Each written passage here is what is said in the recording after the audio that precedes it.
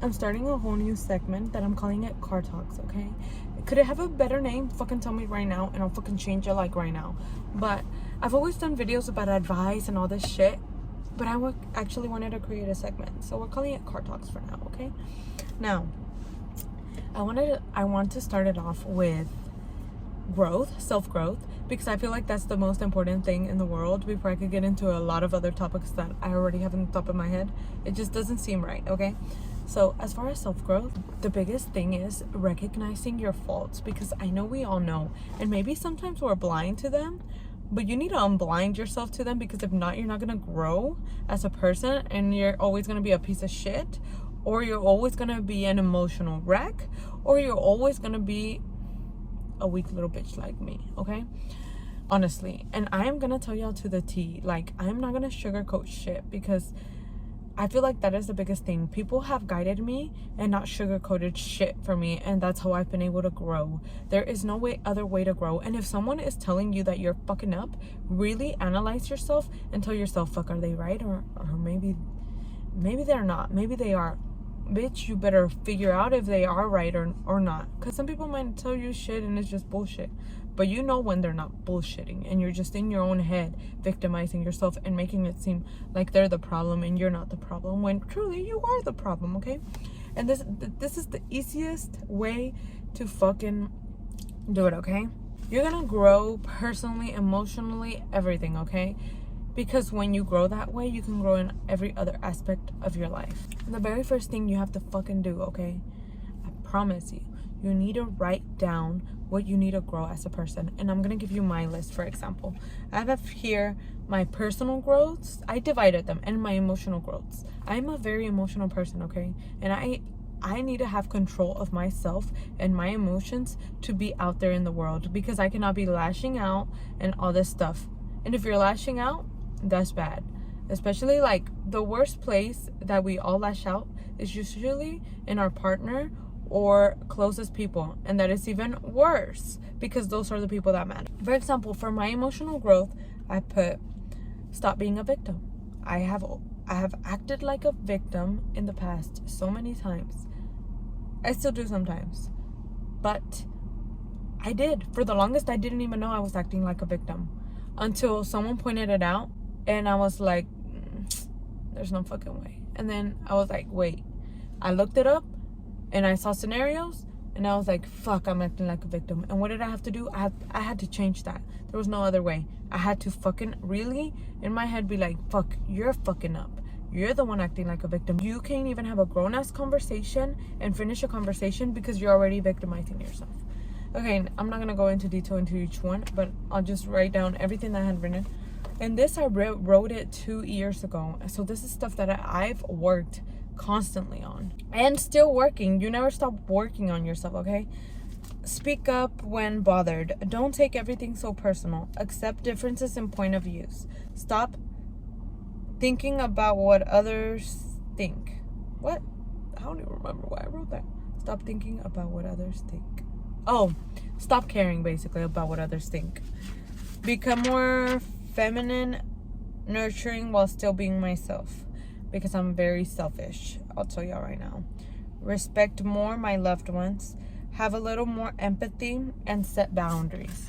And then for my personal growth, I put to be more productive, focused, consistent, prioritize my goals, stop making excuses, and have courage, okay? Those are everything that I wrote down. So that is literally what you have to do. You have to write it down and analyze and be like, okay, this is where I need to grow in myself to be better. And practice. Every time that you're about to, like, say something or about to act on that, reflect on that and be like, oh shit, I'm about to do it. And if you accidentally did it, catch yourself, go apologize and say, you know what, I'm working on myself, my bad, I don't know, it's something I've been dealing with, and blah, blah, blah, blah, blah. I'm sorry, and move on, okay? Because if you're not apologizing and then you're just gonna stay stuck the same. Some other things that you can do, or some other things that I've done personally to help myself to grow. For one, reading. You just have to read. If you need to be listening to like the books, you know how audiobooks? Oh, I can't even talk. then listen to audiobooks, but truly read those, because there's so many great books on self-growth that will help you grow as a person. Another biggest thing is journaling. Sometimes we need a journal, and it's not a journaling as in like just writing whatever. Write with purpose. And what I mean, for example, I'm gonna give you the biggest example with me. When I was growing resentment, I had resentment over someone, right? So what did I do? Like, it was eating me up. It truly was. To like, y'all don't even know what extent. I was super mad at this person. I was like, okay. I sat down one day. I remember I went to my dad's graveyard, or is that what you call it? Where he's at, basically, now that he's passed away. I sat in my car because he's actually in one of the walls. It's not easy to sit by him. And I just sat there, and that was my comfort, okay? I sat there. I had my journal with me. I was like, okay. I started asking myself questions. Why do I have resentment for this person? Wrote it down. What would take away my resentment? I wrote it down. If this hadn't happened, would you have resentment? And why? And then I wrote it down. And then finally, I wrote down what is truly more important than this resentment. What would get you to not have even thought about this resentment? And I wrote it down. And I wrote it down, and it just started marinating my head. I was like, okay, so what are you gonna do to get rid of this resentment? Well, at the end of the day, I didn't have control over this person and what they were doing. So I wrote down, you know what? I know what I need to do. I can't really go into details because it's a super personal topic, but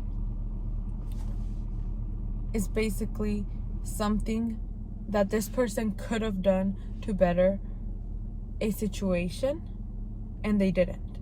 And it was for a lot of people. So then, in my explanation to get rid of this resentment, I am in control of what I can do. And I can help those people. So that is how I saw it. However way I am able to help those people, I'm gonna do it. If they don't, it's okay. I have no control over that. Even though it was their event. And I was like, okay, you have control over. You can change this in your own way, and you can be this. Oh, I wish I could talk about it, but I fucking can't. Because now it's not fucking making sense. But basically, I wrote it all down. I wrote down what I needed to do to better the situation for myself. From there on out, I don't have resentment for this person no more. Zero. Like, now, don't get me wrong, I will always have my guard up with this person. But I don't feel like, oh, I don't even want to see them anymore. Like, I've seen them and I was fine. I didn't have any resentment. I was cool. I was happy. I was like, oh, it's nice to see them. Like, the resentment was gone finally. And it was just because I went and journaled. So journaling is really helpful. It's like almost like a therapy session for yourself. Truly, that's really what it is. But you have to actually be able to ask yourself those and jot it down and really marinate on that. Talking about therapy. Some people need therapy. And if you need therapy, then go get it. And if you think it's too much money for therapy, you know, there's online stuff now. There's so many ways to get therapy, and fuck it. If you have to self-therapy yourself, you do that. You look up, there's so many things online that you could print out to self-therapy yourself. Because at the end of the day, they're asking you questions about yourself. Go online. Grief therapy questions. I'm sure something's gonna pop up. But you have to be able to commit to yourself to an hour a week. That's all people go for when they go to therapy. Only 1 hour a week. A lot of people. You tell me that you don't have an hour of your time to be fucking giving yourself self-therapy. Exactly. And if you have the money and you're just too fucking tedious to go spend the money on fucking therapy, shut the fuck up and go to fucking therapy, okay? Because if you fucking need it, you need it, okay? I love it. Money. And then another thing that's helped me is tracking my habits. Like, I track my habits by, like, for example, I think biggest thing is not being consistent. So what I did was, like, on the things that I wanted to be consistent, I literally printed out a 90-day tracker, and I just have to think about 90 days, that I have to do it for 90 days. Obviously, the point is to keep going. But if you don't think about it long term, like, oh, I'm gonna do it all year, you're less prone to fucking fail. So if you need to jot it down to 30 days, do it 30 days intervals. Things like that. But that helps me a lot with my habits, because when I'm actually doing the things that I want to do and the things I want to be productive, I'm less prone to all my other emotional bad habits. Because when you're good within yourself, you're good with everyone else. Make sense? Last but not least, the last thing that helps me with all the stress, all the emotional wreckness and everything is being grateful in the morning. Like telling myself what I am grateful for in the morning. And that just kind of sets me up and sets up the tone. Because when you're so negative in your own fucking head, your day is gonna go negative.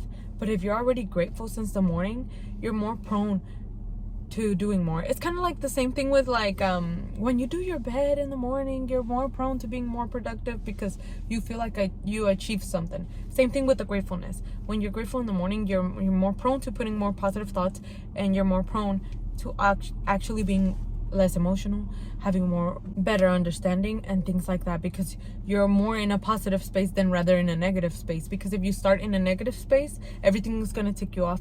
You're not even gonna care about your emotional growth, your personal growth, all your self-growth.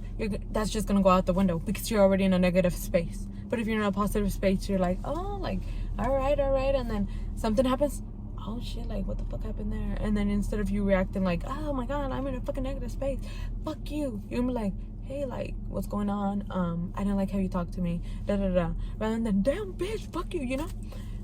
Positive space is positive vibes, and it is positive growth. Positive. But yeah, that is all. I never know how to close these out, so I'm just gonna close it out, okay?